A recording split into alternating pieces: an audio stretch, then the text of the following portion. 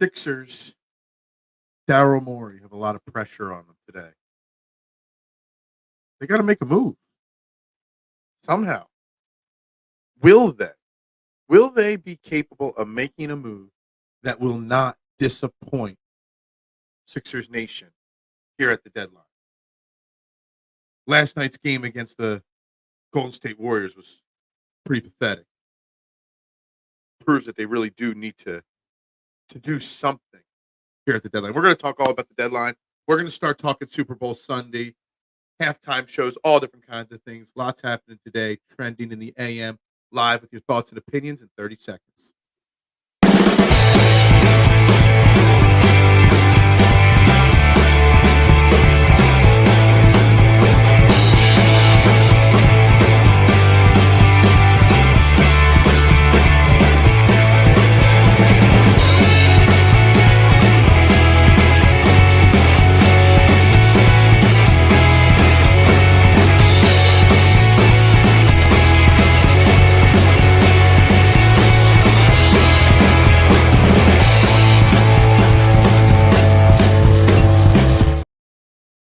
And a very good morning, everybody, and welcome to Trending in the AM, right here, Philadelphia Sports Network.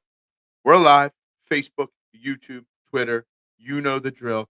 Hit those like, share, subscribe, retweet buttons. Wherever you find us, wherever you get your content, make sure you hit those like and share and subscribe buttons. Greatly, greatly appreciated. I'm your host, Phil Stiefel. Find me on all social media platforms, at Beard and Knowledge, you know the drill. Subscribe, follow anywhere that you can find me. Good morning, Brett. Deal Zone Day. Is that what we're calling it today? Is it a deal day for the Sixers? Will the Sixers get a deal done? Will the Sixers impress their fan base? Will the Sixers do something to improve this team? Because after last night's, I don't even know what adjective to use, on last night's beating they took from the Golden State Warriors, I don't know what deals need to be made. I don't know what deals should be made. I don't know what deals can be made to change what I watched last night. I mean, it was one of the most, I know everyone's going to crush me. They're sick. They're injured. Lots of guys out. Tyrese, Maxey, not 100%. I get all that. I know. But still, like, that team that you watched last night is not a team that's a trade away from being a good basketball team. It's just not. It's sad. It's scary. I don't even know what one or two moves for the Sixers would even do at this point. Duck chiming in right away. Oh, no, they suck again. We need to find a water boy. I mean, so rumor has it late last night. Man, there's so many people up on social media so late last night. I see all these tweets this morning, that had 4 hours ago. I'm like, were people really up at 2 a.m. checking Sixers news? Because that's insane. Because I definitely wasn't. There's a report from Woj. The Sixers were having talks with Bogdanovich and Burks, former friend Alec Burks from Detroit, and those talks fell apart. Just hear me out. Going out and getting Boogie and Burks, is that really going to make us better? Especially considering you're probably trading away Marcus Morris, Daniel House, Furkan Court. I mean, I don't even know if that's enough. You're probably trading away Tobias Harris in that deal. Is that really going to change the course of this season for the Sixers? Daryl Morey, will he disappoint us? Maybe. But Daryl Morey's in a tough spot because this team was built to win around Joel Embiid, almost as perfect as it ever has been. And then it goes down. Joel out for an extended period of time. We've been here. We've had this conversation before. It's not built to succeed without him. And it just goes to show again the conversation from early this week. Is there anybody that's more valuable to their team than Joel Embiid in the entirety of Philadelphia? It's crazy. But all these little moves that we're talking about, none of them are going to make that big of an impact for the next 8 weeks till Joel Embiid comes back. Did Clay stay in town? You know, I'm getting crushed still on a regular basis for the Klay Thompson comments, but you know what? I'm sticking to it. Why not? It's one of those like, what's gonna be better? Bogdanovich and Burks or Klay Thompson? Bogdanovich and Burks, sure, it's gonna make you maybe a smidge better, maybe not. Klay Thompson might make you worse. It also, like the floor to ceiling range of what you might get in a Klay trade is much wider than what you're going to get in a Bogdanovich trade. Just saying. At this, all the people who want to trade Embiid, this is what you get. Exactly. Exactly. They just got to figure out a better way to build the roster for a season so that if and when Joel goes down, you're better suited to cover for him. Exactly. Nobody from Detroit is going to help the Sixers. So all this talk about wanting these guys from these side pieces from these teams, they're really going to do anything? No. Now Bogdanovich shooting 41% sure. If Joel Embiid was still here and playing, you add a guy like him as another shooter, sure, great. But you got 8 weeks till Joel comes back. This Sixers team, I know, again, injured, illnesses galore. Does anybody in Philadelphia not know how to Lysol wipe down a locker room? Because every one of our teams constantly sicknesses so bad, more than ever before. It's pathetic. Sixers are the South Central Louisiana State Mud Dogs of the NBA. Yes, that's a long name. Is that I just knew they were the Mud Dogs. I couldn't have told you the South Central Louisiana State. I love that. Norma's will retire 76er after 10 train requests. Furcon. Or Furcon. Yeah, there we go. We got it. I thought that's what you're going to be. Look, Furcon probably will go today in one of these trades. That money will help facilitate one. But well, if you're trading Furcon for somebody, is that really a somebody that's going to make a difference? I'm speaking into existence. Dejounte Murray and Bogdanovich, or Marketing and Clarkson. See, here's the thing. Like, I think something like Marketing Clarkson, while it's going to cost you a massive amount more than Bojan the Detroit Bogdanovich, and say Burks, you probably do that instead, Marketing Clarkson. Because in my mind, I know there's going to be a lot of talk today on social media before deals get done that should the Sixers be sellers or buyers. I think they have to be sort of both. Any move you make, small or big today, is not to make a run just this year. All these other one-year deal players that they're talking about bringing in, it's not to make a deal to be better today. It's got to be a move that can help them this year tread water, and next year in the weak free agent class, people like someone like Marketing or Murray at least will be here. I'm still not sold on Dejounte Murray. I'm just not. But Lauri Markkanen, I don't know if he really was going to take 4 first-round picks to get him, but if it takes 3, I'm making the deal. Because that's something that'll help you float and tread water now. But also when Joel Embiid comes back and next season, you're going to be a much better team. Always. See you. People forget this is an imperfect team with Harden demanded out, and they got pieces, but didn't team build. Joel papered over a lot of the problems. It's fair. It's fair. Drew in the house. What's up? Daryl never been known to shy away from wheeling and dealing. That is true. That is true. I mean, normally his move is James Harden, wherever he goes. James Harden's not on the table right now. Thank God. So we're going to see what kind of wheeling and dealing he can do. I'm going to pull up Utah here because I haven't actually done this one yet. I haven't tried to just look at the numbers on the Utah on those players, but let's do that real quick. Lauri Marketing is actually a lot cheaper than I thought. Clarkson's got a bigger contract. Clarkson's got 2 more years after this year. So you make that Marketing Clarkson deal, you got to give up $40 million. So Tobias Harris is going to have to, I don't know if you could do it without Tobias. They would have to want to take on Tobias. Tobias and 3 first-round picks for Marketing and Clarkson, get it done. I guess. Get a Brogdon-type player to help for this year, but especially next year. And see, I know I've been a big fan of Brogdon, Brett. I've talked about him plenty on this show. But the problem is with Brogdon is he's a good player, but he's not going to be the difference maker this year. You make the Brogdon deal for next year and maybe to help as a complimentary move this year. But Brogdon alone, add him into the equation last night against Golden State, we still get smoked. That's the problem. $5 million salary for Furkan in 2 seconds should get you drumming. You need somebody. Paul Reed ain't the starter. We know that. I think we've proven that. Mo Bamba probably should be playing in China somewhere right now with Taco Falls. Murray and Maxey in a backcourt, I'd be scared to play against. Yeah, I just Murray has slipped off in his development, in my opinion, since he joined Atlanta. I said when he got traded to Atlanta, it was a terrible pairing, Murray and Trae Young together.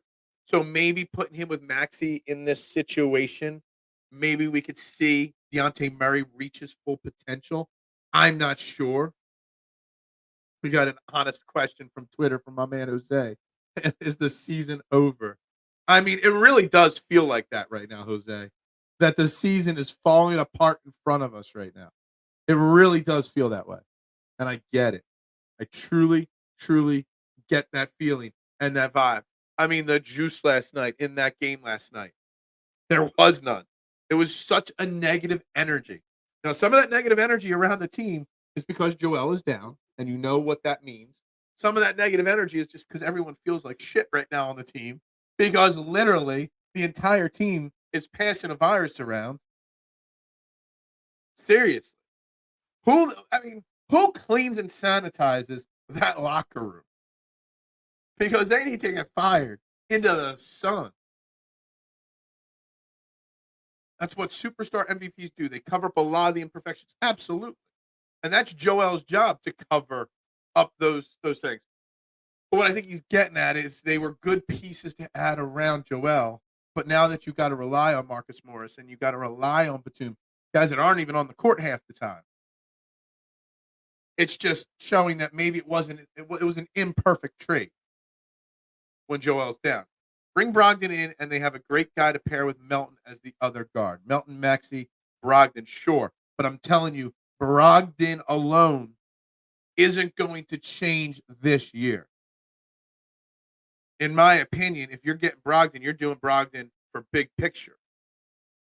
And even if you're doing Brogdon for big picture, you still probably got to do another move. So if Brogdon's your move, you better only give up enough so you have something else to trade. If you give me Brogdon and Drummond and that's it,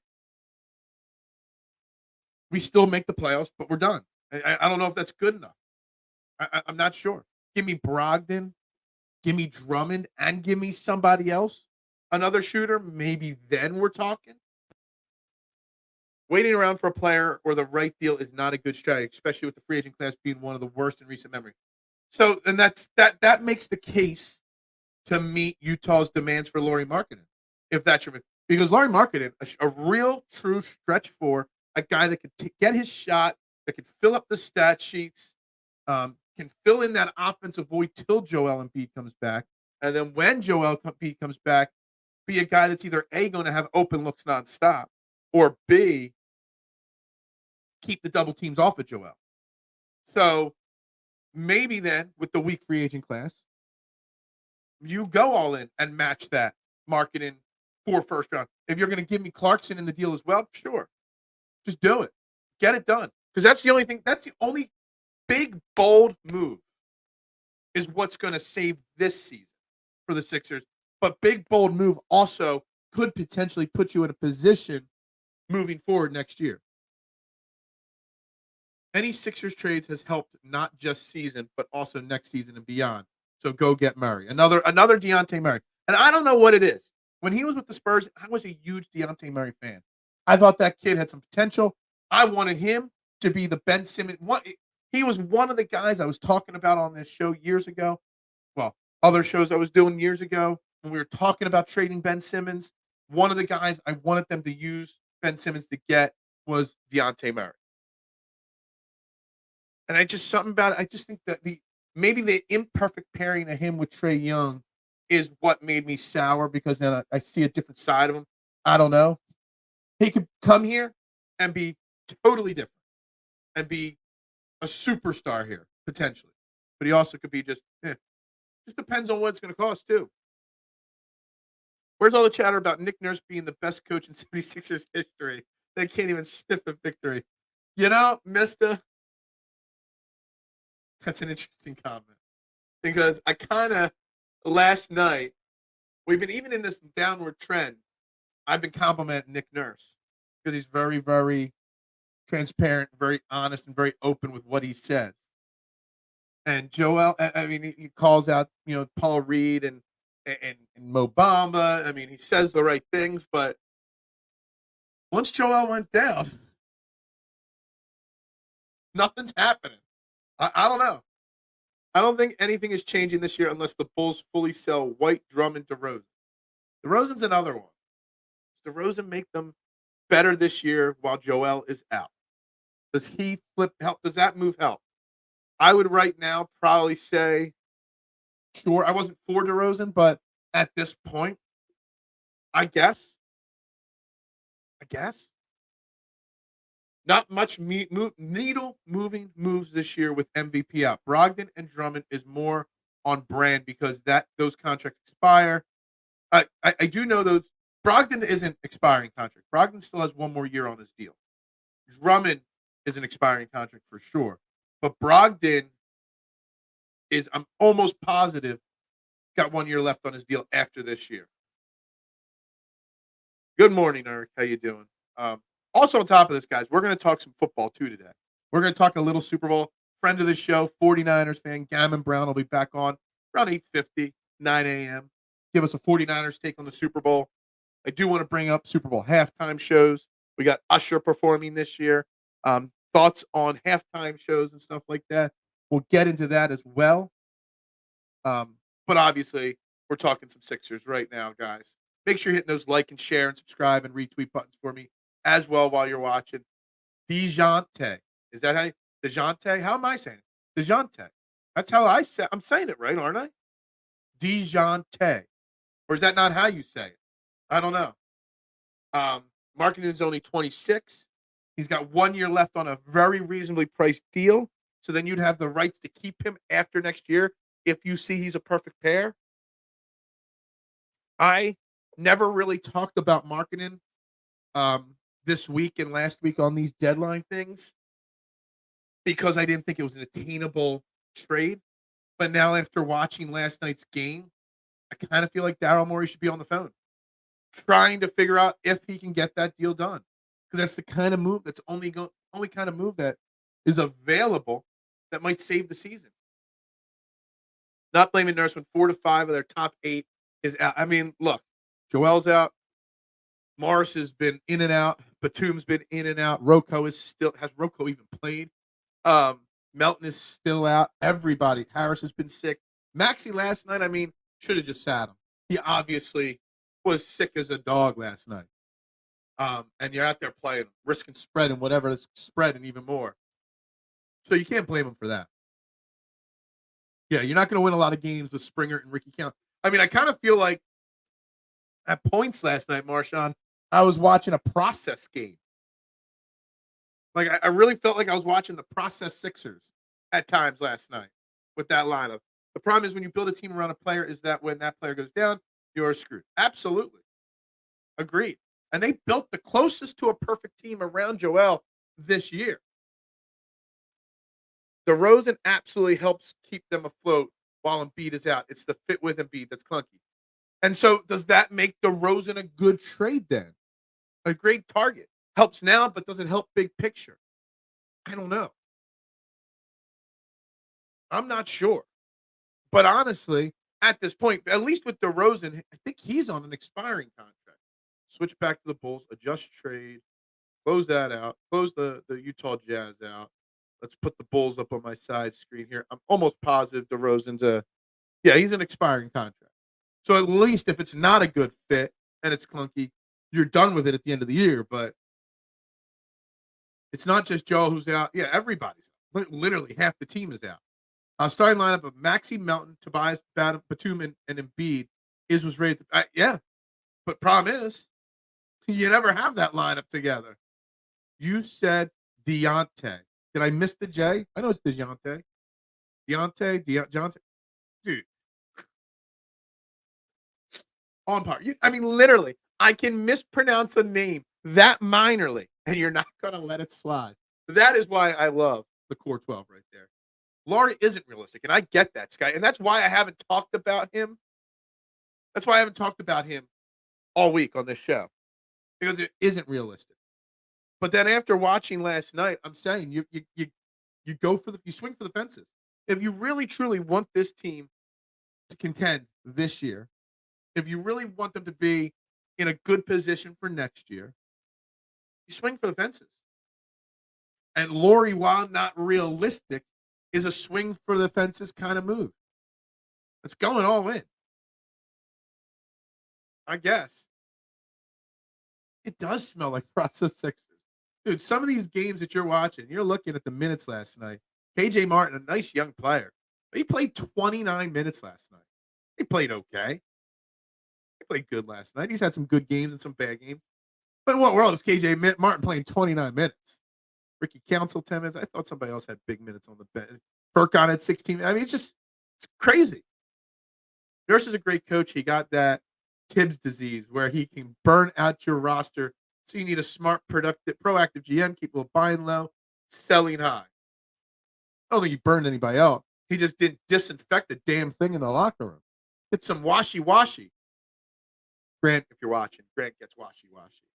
But that's about it. That's the only person. DeRozan's contract done after the year, on brand for more. Yeah, it is. But you're going to trade a lot to bring him in this year and then get rid of him at the end of the year. And then you're stuck with nothing in a very weak free agent class. You trade multiple picks for DeRozan, you're putting yourself in a position where you kind of have to re-sign him next year then. Because you traded X, Y, and Z to bring him in here, whether it worked or not. It's just, I don't know. Pompey reports that people are expecting Morris, Korkmaz, and Covington to go in a deal. Yeah, it's 35, 40 million. Yeah, I mean, I like Marcus Morris. I've been happy to see him on the team. He's played well, but if he's not going to stop me from making a big deal if necessary. I'm being a name police. My apologies. You are worse as a name police than the grammar police on Twitter. I love it. You don't let anything slide, and I love it. I love it. Nothing gets by you guys. Pipe dream choice. Who would you rather, Mikal or Laurie? Neither of them are really realistic. I don't know. Mikal isn't even on the market even, I don't think. I think Laurie would be a very good fit for this team, especially with Joel. I think Laurie would be perfect fit with Joel. I don't think DeRozan is clunky at all. Ben Simmons is clunky. DeRozan gives you way more space in scoring, which we would welcome. Mid-range is not bad, just as lethal. It's 2024, Eric.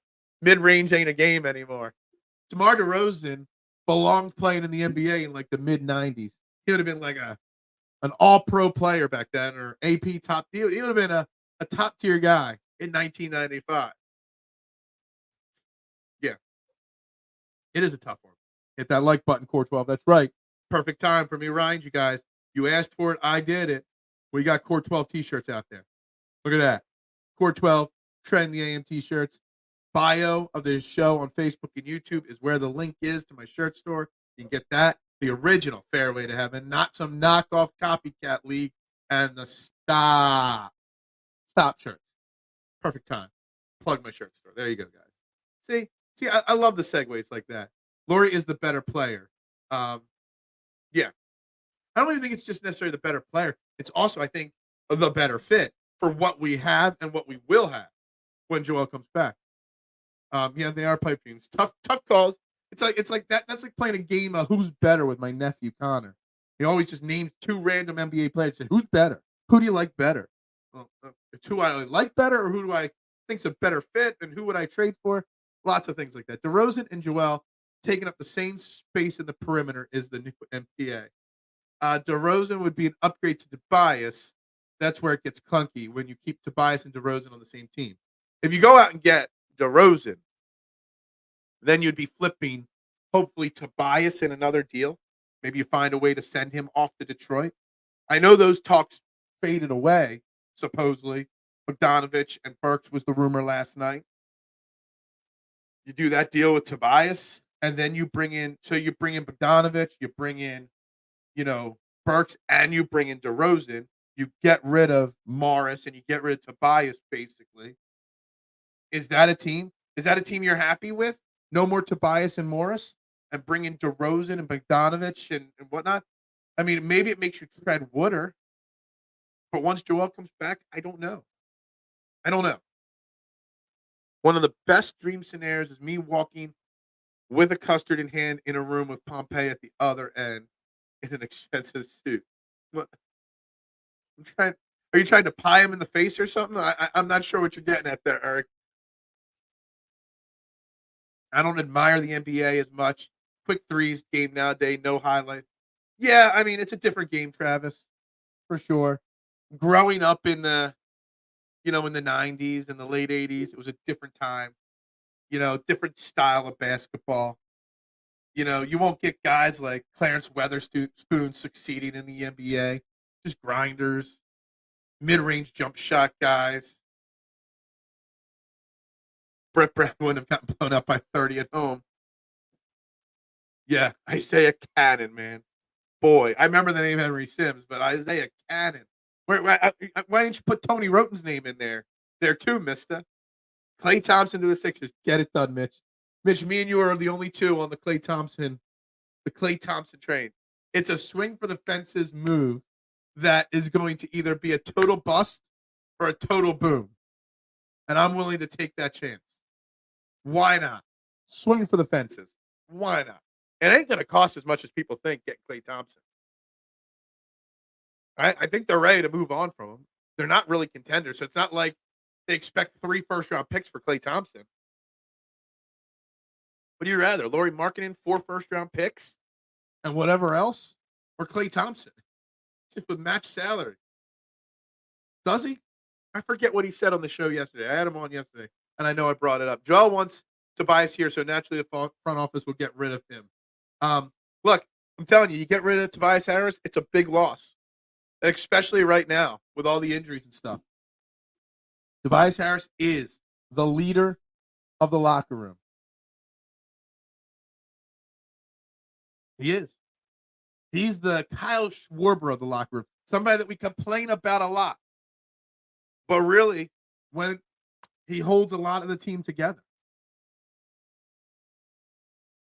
Yes, pie directly to Keith Pumpkin. He blocked you. I mean, I didn't know Keith Pompey blocked anybody. That's funny. But Klay will save the team. I didn't say he will. He could, but he could also destroy the team. Like the Klay Thompson thing, Mitch got me intrigued, and then I started thinking about it. I was kind of intrigued. And then I kind of really went with it. Because you know what? Klay absolutely stinks right now. And he's down on his luck, and you hear him in his post-game interviews just being brutally honest about how bad he's playing. But man, maybe there's a spark when he gets traded. Or maybe he just says, screw it, I'm done. It's just a way, way massive, huge risk, huge reward, maybe potentially worse than bringing in Andrew Bynum. But maybe it's like bringing in the savior of the team. I don't know. Best dual quarterbacks, Lamar, Hurts, Allen.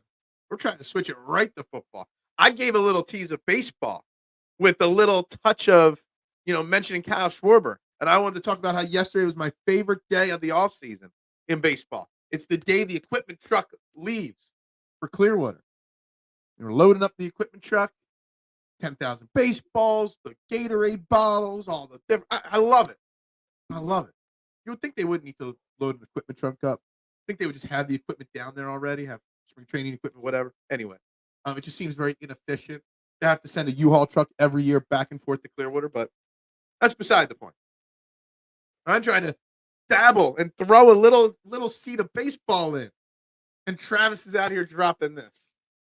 I love it. I love it. Football's always on the agenda. We are going to move on to Super Bowl talk here in a little while, or at least mix a little Super Bowl talk in a little while here. Mitch is a bad influence on me. Mitchie Poo is my man. I love him. I'm putting Mitchie Poo in the walls of Jericho if we ever trade for Clay. Oh, man. The walls of Jericho, all right, that's weak. You got to go with the Lion Tamer, his original version before he got to tame it down. We really used to put the pressure on the back of the neck. Harris doesn't fully he hasn't unpacked it yet in 5 years that he's been here. He's still living out of his suitcase, Tobias. We are favorites we are betting favorites to land Klay Thompson if he gets traded. We are. 80s Sixers was best time to be a Sixer. Well, I mean, it's when they won their last world title. I mean, I was only 3 in 1983, Cyber, but hey, they were a different team back then. But you know what? They weren't afraid then to go out and make the big bold trade to get Moses Malone to pair with their superstar in Dr. J. They had multiple Hall of Famers on that team. Wooder. It's the actual way you say the wooder. The word wooder. That is how you say it. There is no mispronunciation there. That is exactly how I was taught and trained to say that word. Wooder. Water. It doesn't sound natural. Wooder just rolls right off the tongue. Wooder. It's the lazy way of saying it. Water. That takes time and enunciation. Now, just get that out of here. We get Clay, I get a free pizza, Phil. If Clay's a Sixer, when's the deadline? 3 or 4 today? If Clay's a Sixer by 4 o'clock today, Mitchie Poo, outside of Super Bowl Sunday, a free pizza on me, my man. For you, for putting it out into the existence and into the world. Isn't it retired? Hell, you might trade for him and he might retire 2 days later. I don't know, Travis. But it's a swing for the fences move. That would be insanely interesting. Moses Malone won an MVP here too. Yeah, absolutely. Mitch, you get a bottle of water with your ha ha ha. You just can't stand the fact that I pronounce words and names better than you, Marshawn. That's really what it comes down to. You think you're riling me up, and you might have riled me up a little bit with the DeJounte Murray one. But water, you can't get under my skin with water because there's nothing wrong with the way I say it. That is the normal way to say the word. Water. Could pull out like my grandma. I could say she couldn't say bathroom. She would say bathroom. Always. Bathroom. Say it's because her teeth weren't in or something like that. But that's just how normal people speak. Sixers are notorious for trading for shells of once great players. Tony Kukoc. Oh, I forgot about him. Being a Sixer briefly there. Dikembe Mutombo, that trade ruined that Sixers team. Chris Webber, obviously. The 14th time we traded for Derek Coleman. So we could throw Derek Coleman's name into that list too. Clay, I get it. It's not an ideal. You could throw James Harden into it too. Although supposedly James Harden's an MVP caliber player again. Now out there in LA. We've seen this. I can't buy that Harden is going to keep it up and lead the Clippers to the NBA Finals or anything like that. I will eat crow on this show if James Harden leads that Clippers team to the playoffs and makes a deep run past the second round.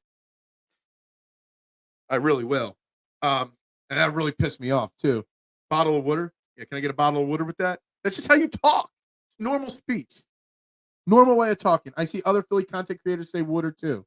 It's because that is how you say the word water.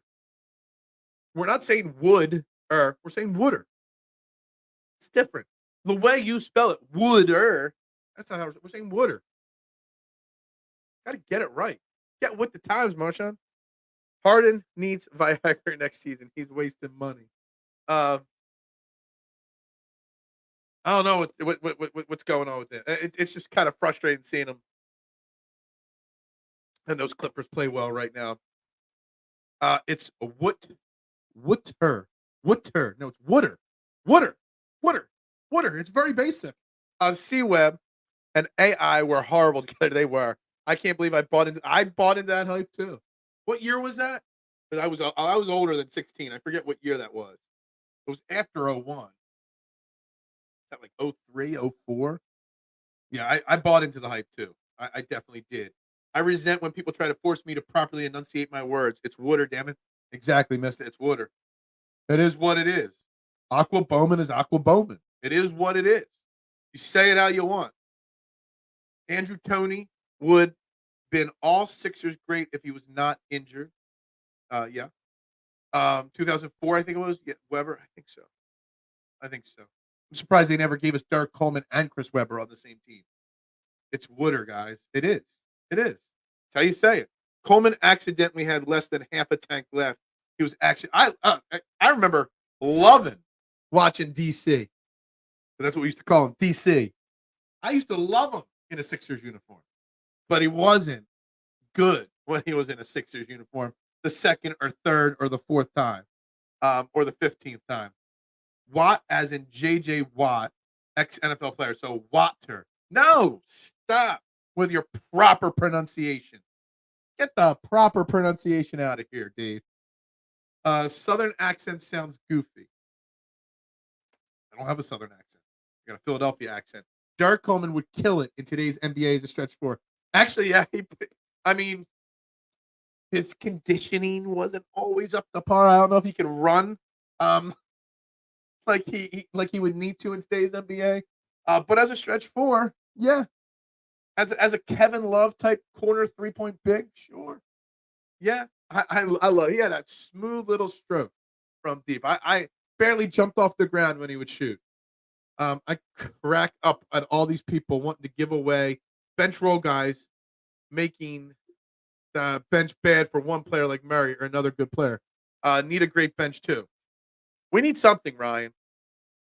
To get, you got to give something. So I'm not saying you got to give away everybody, but what did that bench do last night? Stink.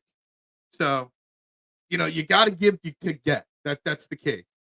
Charles would kill it in NBA. He'd be a great stretch for Charles Barkley. I don't know. He wasn't really a 3-point shooter, so I don't know. Jamal Mashburn. That's right.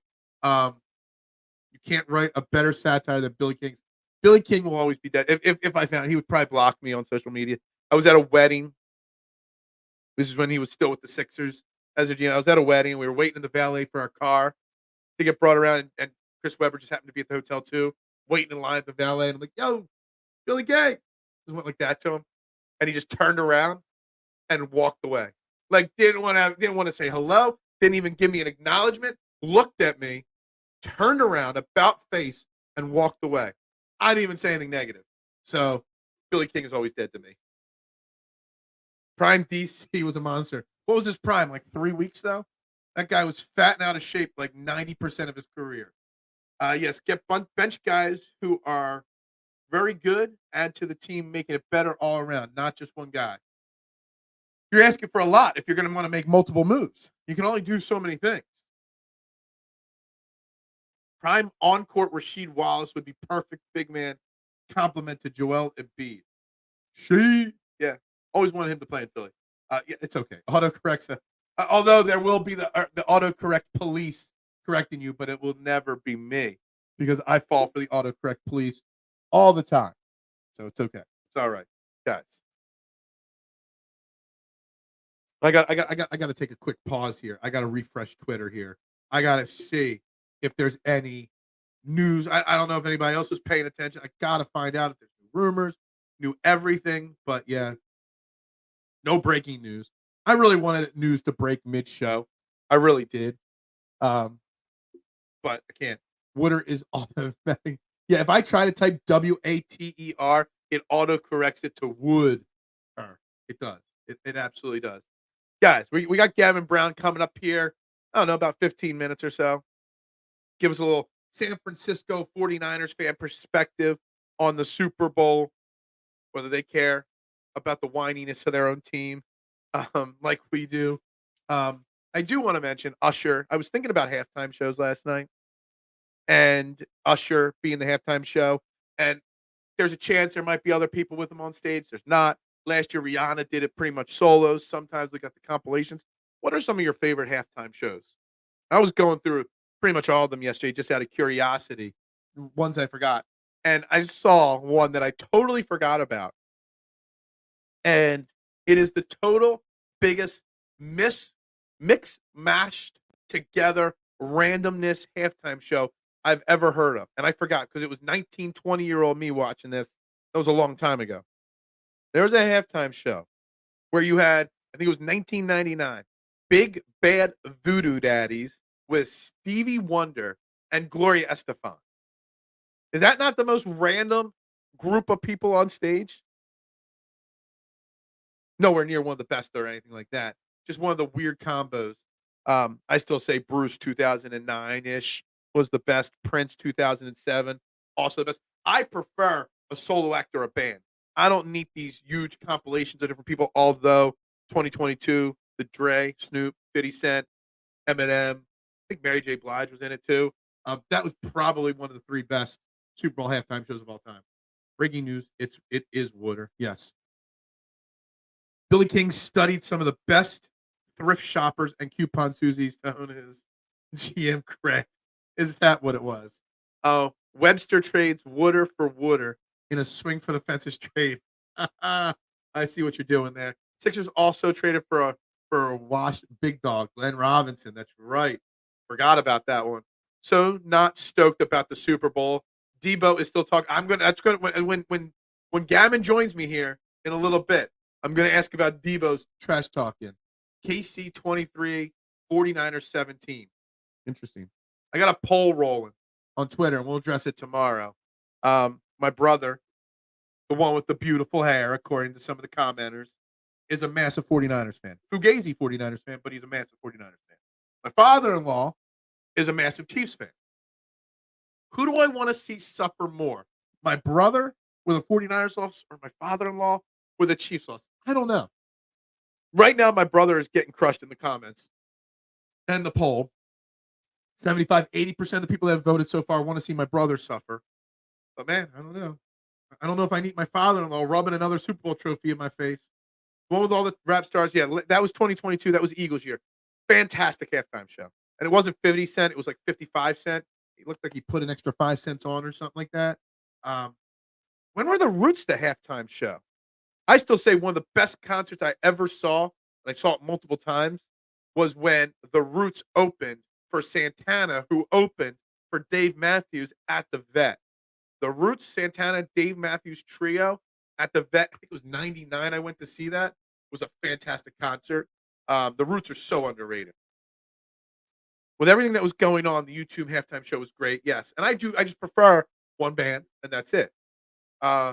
Crystal Williamson once graced the floors at the First Union Center. So you no longer speak to your brother. I get it. Actually, last night when I texted him was the first time I texted him in like a week. So, if San Francisco wins, we'll hear about it for years. We will. We will. Phil Collins is the definition of 80s rock music, the best lead singer drummer of all time. Um, Phil Collins is sick now, isn't he? He's not touring anymore. He's not working anymore. I think I heard that something like, isn't he like really sick or really ill right now? I'm not positive on that. I loved the Bruce Springsteen concert at halftime in 2009. I thought that was great. I'm a big Bruce guy. Well, I used to be a big Bruce guy. Bruno Mars and Red Hot Chili Peppers. That was an interesting combo. I wasn't really much of a Bruno Mars fan, but then when I saw him performing live, I'm like, he might not be my style of music, but he's definitely a very entertaining man.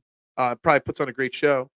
Back about almost a decade ago now, when Katy Perry with Lenny Kravitz and Missy Elliott, that was a really good halftime show as well. I'm not sure what to expect out of Usher. Do I want to see Usher just pull a Rihanna and just go straight on her own, or straight on his own, or do I want to see lots of surprises? I'm not sure.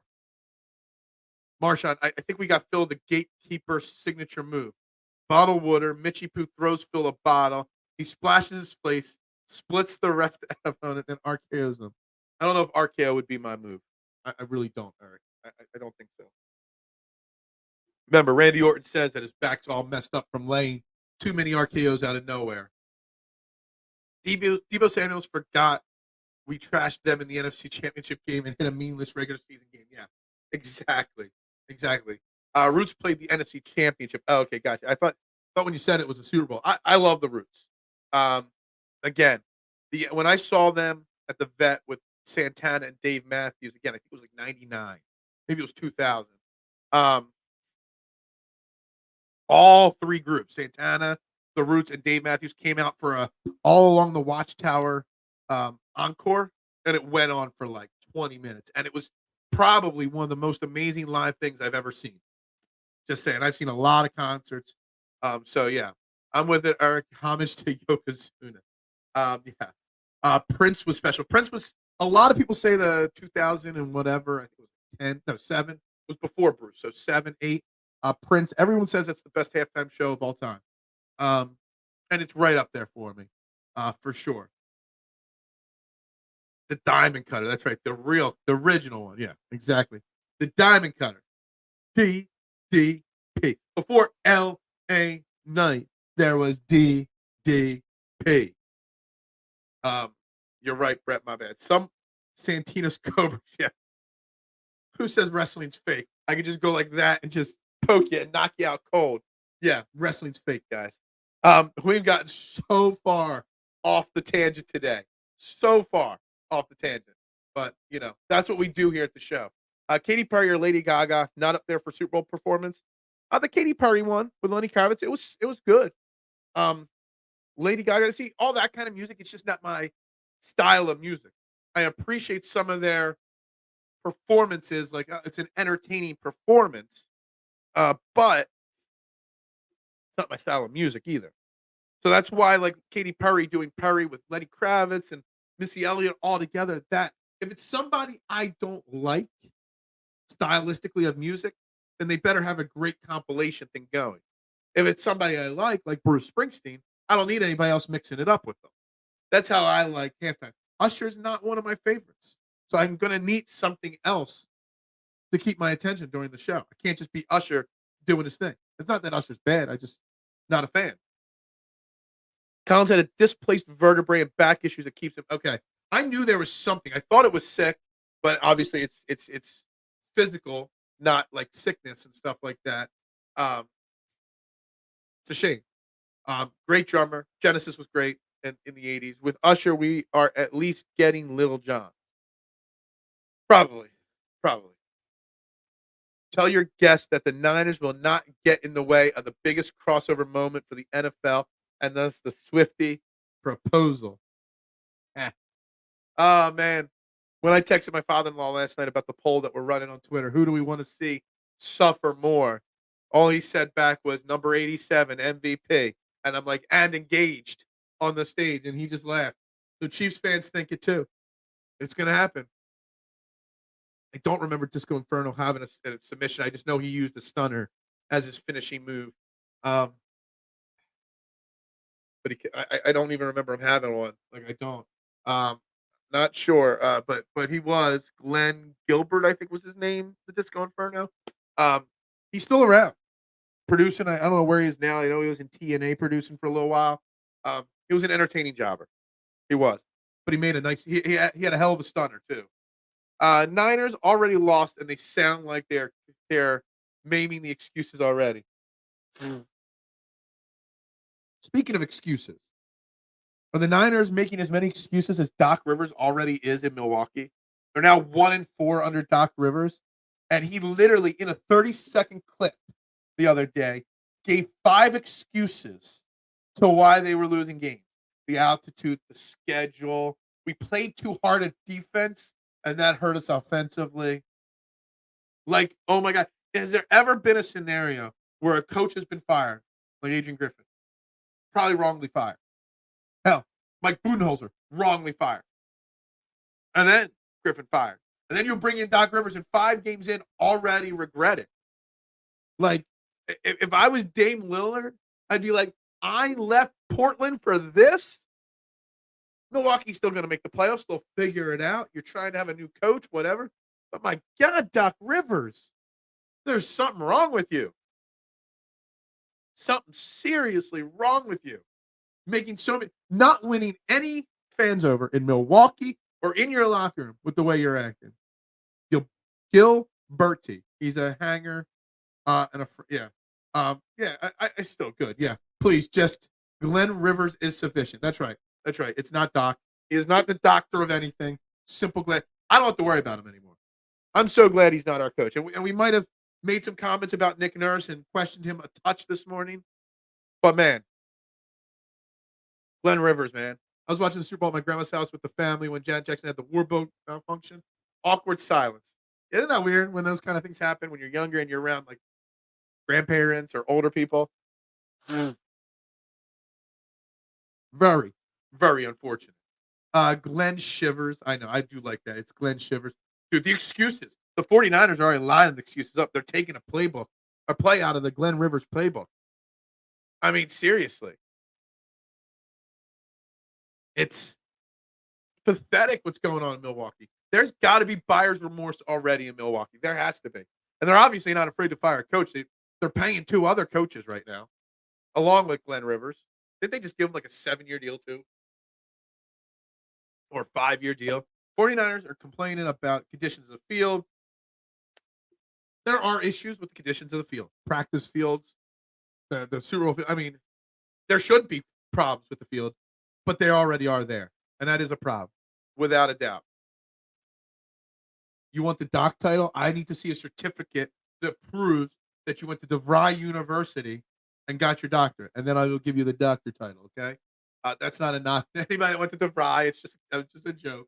It's the first online college I can think of. Glenn Shivers has been retired since the Celtics won. Agreed. He and teams who hire him haven't figured it out yet.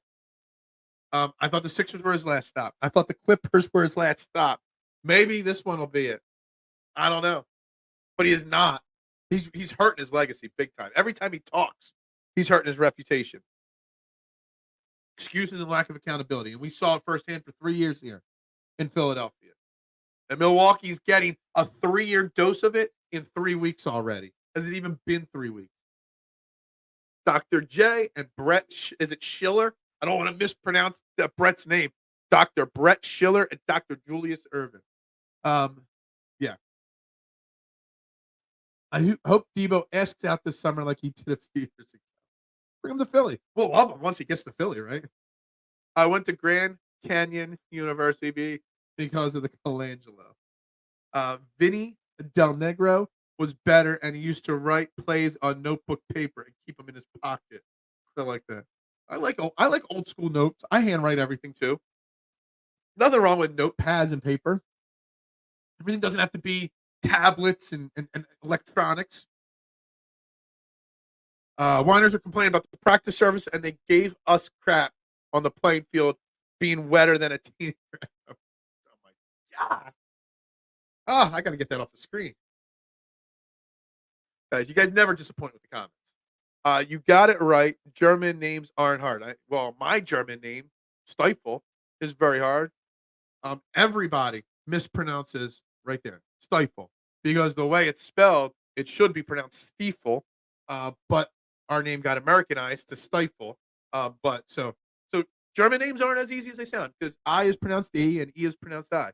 Aber C, D, E, F, G, H, I, J, K, Elemental P. Ich spreche Deutsch. Nicht verstehe, aber ich spreche. See, I know my German. See, I'm impressing you guys a little bit here, okay? I got more knowledge up here. I've even got German up in this head. But would you ask Pop that? Just throw that in randomly whenever you can. Like, we could be talking about any sport at any time on this show. You could throw that in there, and it fits. I got a clip. I got to get it from Shane Half. He still owes me a downloaded version of it, where I got a little audio clip that I could download and play as an overlay on this show at random times. Marshawn knows. It's always Brian Johnson's fault. I have never hated a player as much as Debo, even Ben Simmons. No, Debo's not on the Ben Simmons level, even remotely for me yet. He's not. I hope the Chiefs soak the field again. Yeah, the Stiefel Tower. I actually was called that at times in life. The Stiefel Tower. I hated it. I don't know why, but I was. Also called Stifler a million times once American Pie came out. Hey, the Kelce say everyone gets their name wrong. I saw something, guys, yesterday, and Google this or find me on Twitter if you haven't. because I think I shared it out. Somebody found the Philadelphia Eagles official Twitter tweet that they drafted Jason Kelce, but they spelled his name so wrong. It was Kelsay or something like that, Kelce or something. And the Eagles official page misspelled it, and it's still out there. It's kind of hilarious that they drafted this guy, didn't even know how to spell his name, and now he's turned into a Hall of Famer and a guy that will be back in 2024. There, I'm saying it right now. Jason Kelce will be on the field in Brazil for the first game of the year. Phil's an everyday Detlef Schrempf. Detlef Schrempf. It's still Brian Johnson's fault. It always will be. All right, we got special guests joining us here as we move from basketball to football a little bit here. Join me on the I Have No Sponsor hotline. Welcome back, Gammon Brown, our resident San Francisco 49ers fan. Good morning, Gammon. How you doing today? Doing great, and then hopefully come Monday I'll be even greater. So we will see. So because so much has been going on in Philly sports, I feel like it's Thursday, and we've barely spoken about the Super Bowl on this show because we're busy with the NBA trade deadline, Yes. probably our own Eagles, let alone the other thing. But your San Francisco 49ers playing the Kansas City Chiefs. Before we get into any nitty-gritty, how are you overall feeling about your team entering, which is, it's the first time they played in the Super Bowl in a few years, but, it's a big moment. How are you feeling as a fan right now? I feel really, really confident.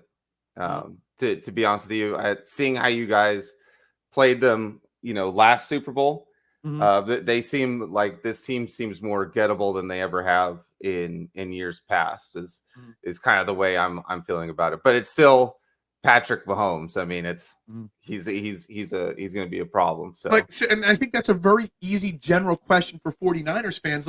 I know a lot of 49ers fans are feeling very confident. My brother is a diehard, lifelong 49ers fan, feels very confident, but you're going up against already, in my opinion, one of the 5 greatest quarterbacks of all time. Yeah. Arguably one of the 5 best coaches of all time. Yeah.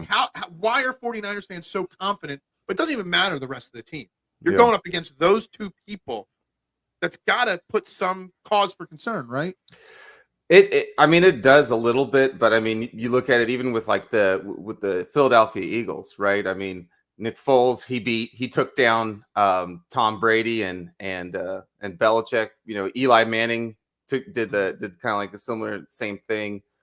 And then even just from in our own division, the Rams were able to beat the same, or actually no, that was the Bengals. But in all the years past, I think this is probably the weakest Super Bowl roster really that they've had. They offensively, they're not just able to do all the things that Mahomes wants to do. So probably after this draft next year, you have to imagine that they bring in something to kind of bolster that wide receivers core. It's not going to be that easy at all. I think Dave's got a great point here. Spags is a great defensive coordinator. Yeah. While the offense of Kansas City isn't as Mahomes-esque as it has in years past, right, the defense is playing much better. And Steve Spagnuolo, Dave, you're right. Great defensive coordinator. Terrible head coach back in the day, but great defensive coordinator. And he's always up for the big games. I think that's the matchup. I think it's the Kansas City defense against the San Francisco offense. That's where you guys could potentially win the game. How confident are you in Brock Purdy getting to play in this big moment? Because, Jalen Hurts polarizes Philly. Brock Purdy polarizes probably a lot of San Francisco fans too, whether you think he's great or not. You know what I mean? Right. Yeah. You know what? Insanely confident in Brock Purdy.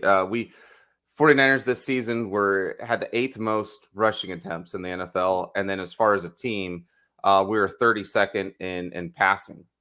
But just his efficiency numbers overall are just absolutely insane. I think the big thing I'm looking at is for a second-year quarterback, he just has all those weapons to throw it to. So there's wherever area he's going to, he's throwing it to. A Pro Bowler or All Pro or something like that. Even his backfield, it's got 2 All Pros in Christian McCaffrey, Juszczyk. Just the only Pro Bowler that he won't be throwing to would be our slot wide receiver, Juwan Jennings. But it's just, when I was looking at it, so the two teams that beat or a couple teams that actually beat the Chiefs, right, were you guys. Right. Then we have the Lions beat them. And then we had the Packers that beat them. So all three of you guys were playoff teams. All three of you guys beat. And when I kind of look at it is I think the AFC, and it's not that I think, but it's a fact. AFC has the best quarterbacks really in the NFL. But then when I look at the NFC, and the reason why we're in here and we're competitive with these guys is I think we have the best offensive weapons in the NFL. Green Bay has a massive amount of young talent offensively as far as those offensive weapons, and same thing with the Lions. The Lions are, no slouches either. They have some really, really good, and so I think it just becomes a thing where it's just too much to cover, and then scheme wise, I think Kyle Shanahan is probably top 3 offensive schemers. So that's just kind of where I feel confident that there's going to be really kind of a good drawn up plan on the chalkboard there. I say offensively speaking, I think the one positive thing, even as an Eagles fan, I could say about the 49ers is Christian McCaffrey. Like, to me, the fact that, like, in my mind, which I don't, if the NFL wants to give me one, if you want to give me an MVP vote, I'll be very unbiased with my pick.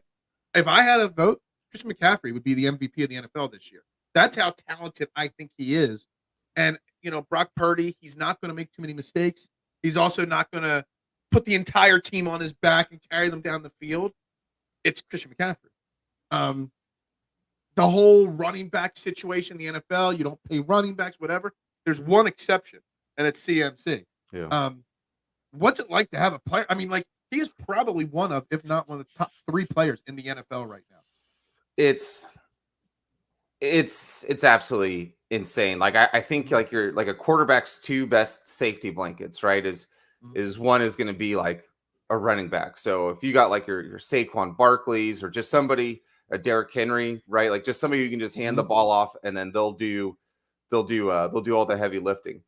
And if you don't have that, then your next best safety blanket, a quarterback's best friend is a tight end.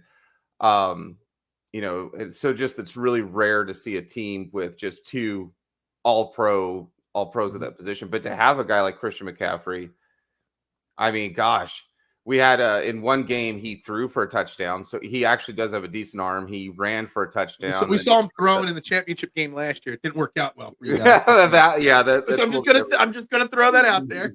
He's not somebody you want to drop back 20 or 30 times in a game for sure. But yeah, I mean, I don't know if there's really a way to describe it. I think kind of near the playoffs, I went on to a Carolina Panthers podcast. And they were saying like, hey, you can go ahead and rub it in our face that you guys got Chris McCaffrey. And I wasn't going to rub it in their face. Just right. I'm eternally grateful for it. But I don't think there's words to really put into having a Marshall Faulk type guy on your team. And that's really the best way I'd kind of put it. I love it. Yeah, that's true. There is a narrative. I mean, Mist is already changing the narrative. I was going to ask something else. But, you do have the Taylor Swift effect. Yeah. I mean, if you believe in anything of the script or the fact that the NFL tries to change things, the NFL does want Taylor Swift on the Super Bowl trophy stage. When the trophy's being presented, the MVP trophy is being presented to Travis Kelce, they want Swift up there. So if the NFL has rooting interest, it is with Kansas City. Do you buy into that narrative even a little bit? You know what? We got the same refs that you guys had in the Super Bowl when you guys lost to the Chiefs. So that I don't know. There's a lot of narratives, So I just realistically, I don't believe in the script and that stuff. But I do believe that referees sometimes do influence sporting events, and sometimes because of gambling issues, sometimes the league tells them or refs have, agendas against certain players. I do believe it does happen more than we realize. Oh yeah. It just, I don't know if they're going to say anything specifically about it to the refs, but they know where their money is, and Taylor Swift's money. It'd be impossible to ignore. And I've always kind of had a slight bias against refs because my NBA team is the Sacramento Kings. So hearing you talk about C-Webb when that trade happened and we trade him to the Sixers, it would, it was gutting it, because we knew, that it was an end of an era. And then also too, I think we had I can't remember what that one referee's name was in the NBA, but yeah, there you go. Yep. And they went to the same high school that my brother went to. So yeah, and he was talking about how one of the reasons why the Kings lost against the Lakers in the championship game was from the refs just kind of doing their thing. And then also too, you watch Crawford and how he'd go after like Duncan and some other guys for no reason. So for sure, but no, I think here I don't think anything like that is going to happen, but it's something definitely to kind of keep. You always kind of have it in the back of your mind. And again, like I said, your guys' Super Bowl run and everything. Hopefully they call some holding on their tackles on Bosa because he's impossible to guard there. But yeah, I mean, I don't know. What we're hoping for is Steve Young. So when we went against Green Bay, the Packers were beating the 49ers, and then Steve Young went and started chatting and talking to Lil Wayne, who was in the building. And then all of a sudden the 49ers beat the Packers against the Lions. The Lions were beating the 49ers. And then Steve Young went and started talking to Mr. Marshall Mathers. And then before you know it, we won. So now what we're kind of hoping is that if we start losing, Steve Young goes ahead and he talks to Taylor Swift and just kind of writes that ship. So he seems to be a megastar kryptonite. All right, back to let's get off Swifty for a second here. Let's talk Deebo Samuel because he's a very touchy subject in Philadelphia. Obviously, he beefs with Eagles fans and the Eagles a lot. We see a lot of whining and complaining and noise still coming out of Deebo right now. As a 49ers fan, do you like the way Deebo is handling this situation, or does the way Deebo handles things put an extra target on your back as a team? Like, are you okay with the way? I know he's a great player, and the talent is obviously there, but the personality, it could be a distraction, can it? You know what? It's not. As long as you back it up. If you don't back it up, then it is an absolute problem. Like CJ Gardner-Johnson before the season for the Lions, he was just talking a lot of trash. When you're a good team and you have good players, there's going to be trash talk. And then Deebo backed it up in the championship game. And then Gardner-Johnson had 0 tackles, I think like 4 assisted tackles, no interceptions. Like he put up basically like a goose egg. I always think of it like this, like, there's going to be certain players that are polarizing and you're going to hate, right? You're going to hate your Dennis Rodmans. You're going to hate your Draymond Greens. You're going to hate your Deebo Samuels. But when they're on your team and they're performing really, really well, and then it galvanizes your team, and then it kind of gives your team that us against the world kind of thing, because then they say something and the hate comes back on Deebo and the 49ers like threefold. It just brings that in a weird way, all that pressure just really brings that locker room together, and then they start really playing hard for one another. But I would say it like that. But the thing is, when you do that trash talking and you have that attitude that Deebo does, I mean, if they lose on Sunday, then he didn't back it up, and then maybe the San Francisco narrative towards Deebo changes. I don't know. I don't, because he goes out there and he plays hard and he plays well. Again, he backs up. It'd be like your guys' head coach, right, Nick? Because when I was on this channel last time, I was going like, hey, he kind of pops off a lot. You see him kind of doing these things, and then against the Chiefs, game when you guys won that one, how Nick was just really just kind of just. Yeah. I was like, do you ever? But then I said back then, I was going like, we had a similar coach back in the day, and that was Jim Harbaugh. Jim Harbaugh, he shook the Lions head coach his hand too hard, and that just really just sent him. I remember that. Yeah. Actually. I forgot all about that one. Yeah, and I think that's the kind of category, or some men just have that mental kind of swagger, kind of mindset about it. And yeah, I mean, you're right. Like when everything's going great, a guy like Nick, a guy like Harbaugh, a guy like Deebo, Green, right? Draymond Green, Dennis Rodman, when everything's going right, it's absolutely incredible, and it really just you feel like they're an embodiment of your city. But when things aren't going right, then it's a distraction. Now you're looking at Draymond Green getting suspended. You can't deal with Rodman, and it's all of a sudden it's antics. So yeah, it's a fine line for sure. But when it's going good, it's going right.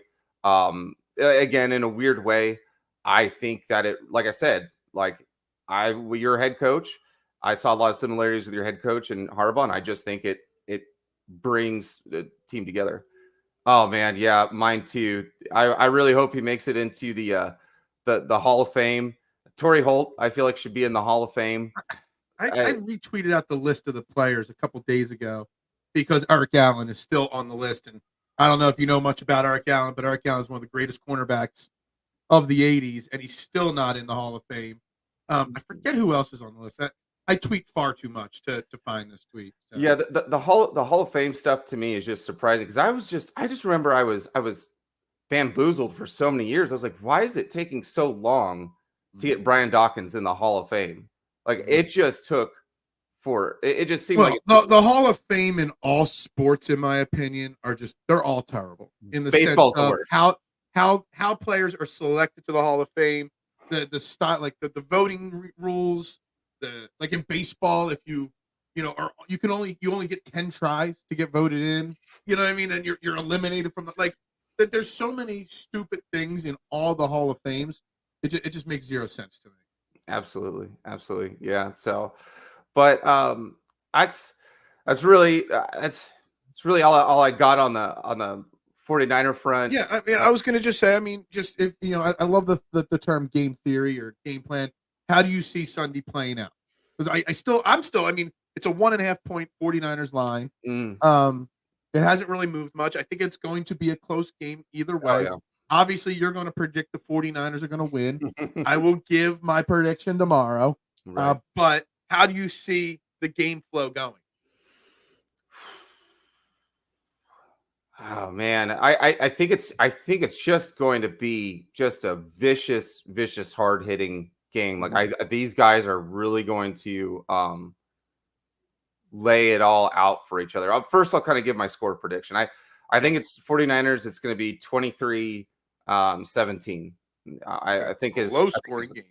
A very low scoring game. I think I don't see I've seen some score predictions where I've seen somebody say 28-23, 49. I'm like, I don't see that at all. I think it's just because both quarterbacks are going to be Brock Purdy is not going to be trying to throw air it out, throw it 30 yards in the air or anything like if Josh Allen wasn't airing out the football against this team, I don't think that the 49ers are going to be doing the same thing. Lamar Jackson was having a tough time doing that. So both teams are just going to be shallow underneath, bleeding the clock. Time of possession is going to be key here. So, yeah, I mean, it's going to be a really low scoring game. It's going to look like an old fashioned 1992 style football game where, you just had those low scoring games. But is it going to come down to, in your mind, the 49ers having to make that one final play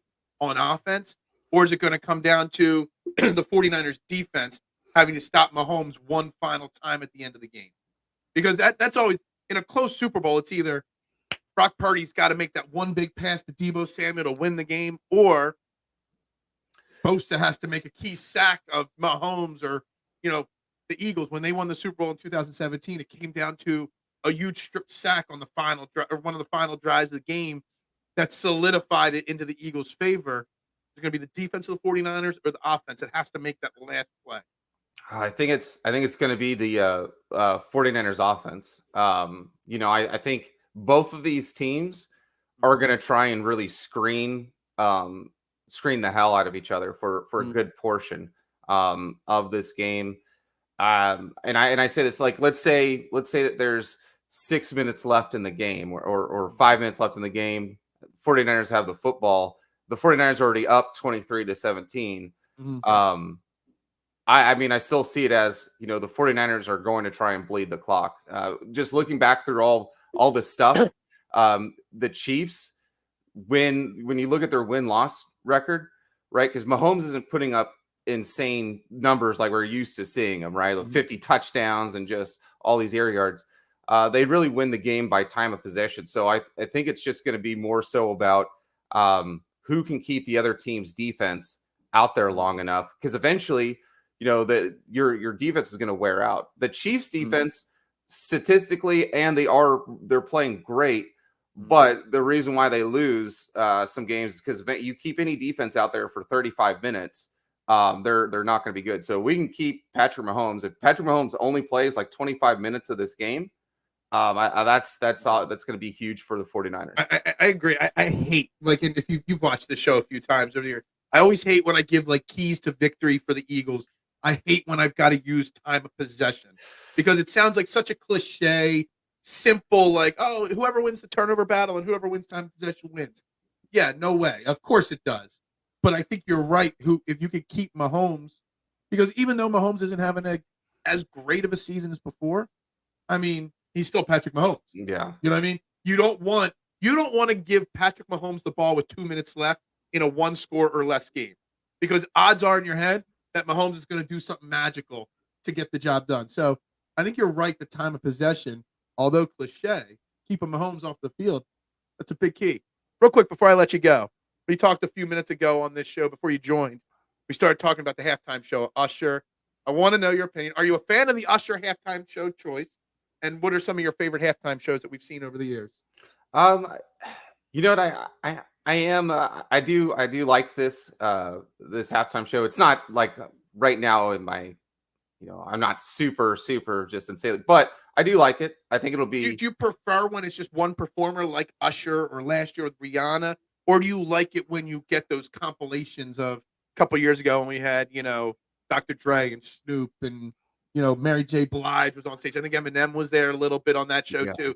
Like, what do you prefer? Like the random compilations, or it's just single show? So both. So for instance, I thought Prince, his halftime show was phenomenal. So if you have somebody who can just really just rock it, stand on their own, do their thing. Michael Jackson, when he did his halftime show a long time ago, that's often forgotten about that one. Yeah, I mean, he doesn't need anybody else because he's just it. So I think it really just depends. Like if you have that Prince, that Michael Jackson, just that solo person, yeah, absolutely. I think that one person could do it. But compilations, sometimes they can work out pretty neat too. It's always fun to see two different bands that you never would think you'd see together, and then one band or guitarist is playing a song for a different lead singer, and you just kind of get those neat, those vibes. So sometimes it works. Like years ago, I think it was like 2014. It was Bruno Mars and the Red Hot Chili Peppers. Really, really weird combo there, but it worked. And I mentioned at the beginning of the show, I didn't even know this one happened. I watched it, and I don't even remember. You had Stevie Wonder, legend, one of the greatest of all time, Gloria Estefan, 80s, 90s pop singer, and the big bad Voodoo Daddies, who were just like a one-hit wonder, like, big band kind of thing. Like, if you go watch that, it was like the most awful halftime show of all time. Like, I sometimes the compilation works, sometimes it doesn't. I just need a compilation. If I don't like the performer, because, like, I'm not an Usher fan. I know he's overly talented. He's great, just not my style. I need something else to keep my attention for that 12, 15 minutes. Right. Like Katy Perry, like having Lenny Kravitz and Missy Elliott saved it, like kept me interested in it. So Usher alone, just like Rihanna alone last year, just doesn't do it for me. So he better have some surprises, or I'm going to be checking out on that halftime. Absolutely. But yeah. All right. So Gammon, you got 49ers 23, Chiefs 17. Good luck to you and your 49ers. I love the background image of the Golden Gate Bridge there. I don't know what else is in there. It's like a Star Trek. Okay. So you get the Star Trek over the Golden Gate. Somebody said the Brooklyn Bridge in the comments. I knew right away it wasn't the Brooklyn Bridge. I've been to San Francisco. I know it's the Golden Gate Bridge back there. Yeah. So real quick before I hop off here. So reason why the Star Trek theme there makes sense is in the books, motion pictures, right? Everything like that. Star Trek Starfleet headquarters is actually set up in San Francisco. So I didn't know that. Yeah. So I've stood on I've stood at that mountain right at the base of the the bridge there on your left. I'm looking at it on your left. It's really your right shoulder there. I Yeah. mean, I've stood there. It's such an amazing experience. I love San Francisco. San Francisco is a great city. Live long and prosper, brother. Something like that. There you go. I appreciate it, Gammon. Thank you very much for joining me on the I Have No Sponsor hotline, and sort of good luck to your 49ers on Sunday. Appreciate it. Thank you. Right, thank you very much. That was Gammon there on the I Have No hotline, sponsor hotline, giving us some some fan, thoughts on the Super Bowl there. Thank you very much for everybody for hanging in there in the comments there. Well, that is because Starfleet headquarters. Yeah, exactly. I didn't know that. I'm not a Star Trek guy. I'm not. I understand and appreciate the significance of Star Trek in culture and the history of culture and how much it influences so many people. Just not my thing. I'm not a Spock guy. I'm not a Captain Kirk guy. See, I know a few words that make me sound like I can pretend that I know what I'm talking about, but I don't know. I don't even think I've watched any of the Star Trek movies straight through. Actually, no, maybe I did when they rebooted it with Chris Pine. Maybe I watched that first one. But that was because the dude that played Spock in that was an actor I liked. Silicon Valley 49ers. Yeah. Still stuck on the poll question. I need to bring this poll question up here and see where I'm at so far in this poll. Where is my poll question here from last night? Did I really tweet that much? There it is. Yeah. 133 votes in. 25% of the people think I should be rooting for my father-in-law, or my father-in-law should suffer the most. And 74.4% say I should be rooting for my brother to suffer the most with a 49ers loss. But there you go. That's it. Guys, we got to wrap it up here soon in the next few minutes. Tomorrow, Tommy from Philadelphia Sportsnet Orm going to be joining me. We're going to talk betting on this Super Bowl, prop bets, et cetera, et cetera. Trying to get Justin Crosby on at 9:00 tomorrow to recap whatever happens at the trade deadline. I keep trying to refresh my screen, hoping that something happens live on the show here, breaking news, but we haven't had it. But we will get Justin Crosby on for a few minutes to recap the NBA trade deadline for the Sixers, whatever they do one way or another. We'll have Tommy Orm on to talk betting Super Bowl. I'll make predictions. I don't know if I'm as confident in the 49ers as Gammon is. I won't lie. Yeah, I wish. Every day I wish. I'm going to look at a house that's for sale today. I could use a $500 super chat to pay for it if I do make an offer. Anyway, what else do we got here? Oh, sorry. I'm rolling with Andy Reid on this one. Yeah, I find it hard to root for the 49ers, not because of my dislike of the team, not because my brother is a Fugazi 49ers fan. I find it hard to root for the 49ers. Well, I find it hard to pick the 49ers because of Andy Reid and because of Patrick Mahomes. It's that simple. That's it. One of the best coaches, one of the best quarterbacks all time. Going up against a well-rounded 49ers team with, just like Gavin said, lots of weapons on offense. Christian McCaffrey, Deebo Samuel, Brandon Ayuk, George Kittle, often forgotten about it, underrated tight end in the NFL, one of the best, but he doesn't get the credit he deserves. If you ever watched George Kittle block, you should zoom in on his face. It just looks like he's having so much fun when he's wrecking somebody in a run play. I just find it hard to bet and root against the GOATs. And we're going to go through the betting aspect of it tomorrow. And I'm going to go through it today and take some notes to see what kind of odds there are in different things. I'm telling you, it's tough. It's tough to bet against Mahomes. Like, I'll be more into prop bets probably this year on the Super Bowl, dollar-wise, investment-wise, than the actual game, because I can't call it for sure one way or another. I find it hard to bet against the Chiefs. But also, I think the 49ers are the better team. AI needs to lay some up. He could probably give you 5-10 minutes. Shanahan chokes. Andy wins often and seen everything before. He wins often now. He didn't win often when he was here. San Francisco has a limited window to success because they will have to pay Purdy, and they will not. Yeah, that's very fair. This is a big moment for them. They're going to be able to keep McCaffrey, Deebo, Kittle, Ayuk, Bosa, Hargrave. And the list goes on and on. Purdy needs a pay raise in the offseason. going to change everything that the 49ers do. Or they're going to move on from Purdy and bring in another young quarterback. I don't know. If they moved on from Purdy, that would be the most shocking, stupid thing of all time, honestly. It really would be. But it could happen, I guess. I don't know. I don't know how that's all going to play out. Scale of 1 to 10, what is your excitement level today's trade deadline for Morey's boys? The excitement level of the deadline. I don't know if I have an excitement level answer for you. I got a nervous energy level. My nervous energy is at a 10. My feeling of whether a trade could be made that really, really affects this team on a scale of 1 to 10. I'm scared. I feel like they're going to make a lot of. My biggest thing, and this is a great way to wrap the show up here, is my biggest fear is Daryl Morey is just going to make 2 or 3 random trades to appease the fans, to try to appease Joel, to try to keep this team above water. But none of the trades he is going to make are going to be smart, I don't think. I think it's just going to be a lot of mixed mash randomness.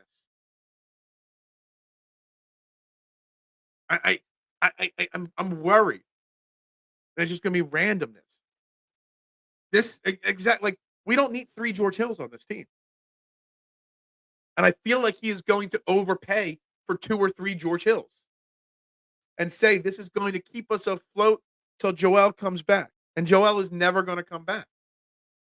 I still think there's a legit chance that Joel Embiid does not play again this year for the Philadelphia 76ers. They're going to dangle that carrot in front of us. In 4 weeks, we're going to reevaluate him. Then after that, we'll be like, all right, we're going to see. We're going to ramp up an activity for him. And in 2 weeks, we'll reevaluate. And in 2 weeks, they'll say, we got a minor setback. We'll check back in a week. And then another week, well, we'll see. He's getting there. We got to get him in shape now. Then the playoffs are going to start. Well, we'll see by game 3. Maybe there's a chance. And then we'll get into the next round. Well, we'll see. It's just going to be dangled out there. And George Hill level trades aren't going to solve anything. Nervous and chill out. Hey, I never claimed to be a great journalist. I'm not. I'm not a journalist. I'm just a YouTuber. I'm just an idiot YouTuber that you guys enjoy hanging out with every single morning. You all need to have your brains examined. I'm just going to say that right there. The fact that you like to hang out with me every morning. Again, real quick, check out the T-shirt site store. Link in the description of this show. The original, not the knockoff, Fairway to Heaven shirt. The Core 12 shirt available for all you guys. And the shirt for all you guys. Personally, my favorite because I love to say stop. I didn't even realize I said it so much. And let's always remember, because this is in my overlays here, the guy that says I am the reason that fan bases or people hate our fan base. I love this. One of my many trolls that are out there. One of the many people that don't like me. You better than most content you stayed away from for the water talk. Yeah.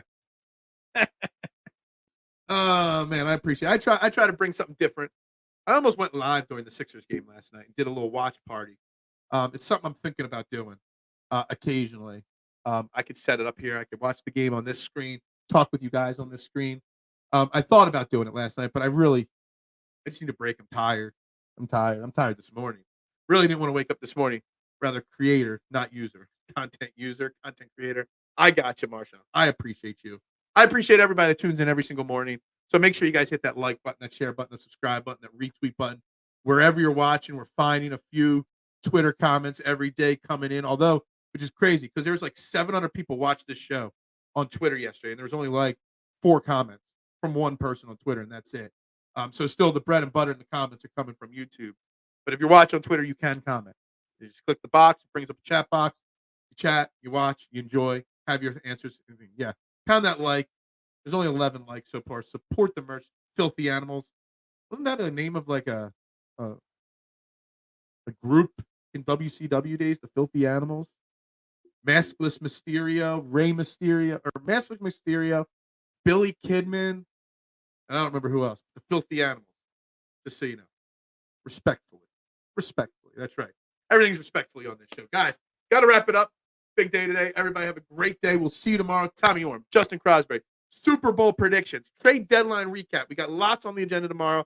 Home Alone, homage. That's right. Guys, have a great day, guys. We'll talk to you tomorrow. I am Phil Stiefel, your host. And as always, it doesn't matter what time of the year it is. always go Birds.